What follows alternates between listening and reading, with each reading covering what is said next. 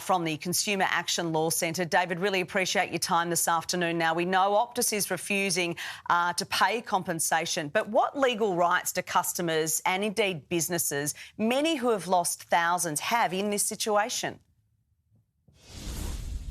Yes. I just want to acknowledge that, the impact this has had on millions of people around the country. I mean, for such an essential service, this should never be allowed to happen. People couldn't, do the most basic things, buy food, access emergency medical services, transport was shut down. People struggling in the cost of living crisis could not, get to work or even be contacted by their work to be notified of shifts. So people lost a lot of, and businesses have lost a lot of money. So there's been a lot of economic loss, that people should be compensated for, and other stresses and terrible things. So in terms of compensation, the Australian consumer law is the main law, which gives a broad rights to people if they haven't been provided a service the way it should be.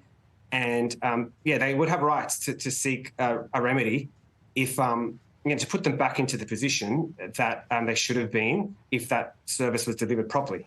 Maybe it's too early to put a figure on it, an accurate figure on it, but do you think there is a figure? Do you think there's a fair price for Optus to pay for this?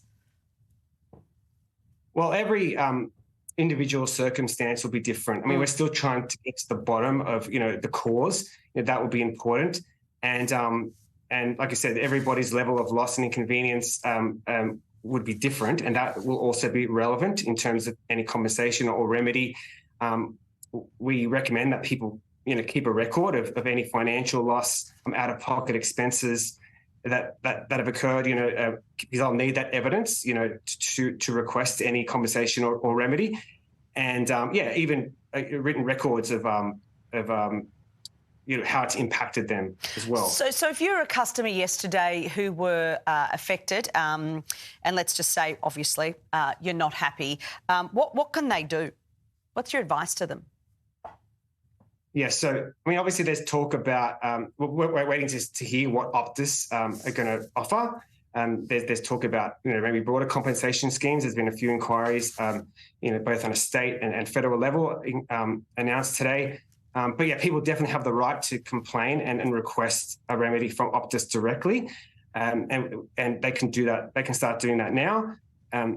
Request a response from Optus in writing, and look, if you're not happy with the response, you can escalate your complaint to the Telecommunications Ombudsman, who can definitely help out to get a remedy.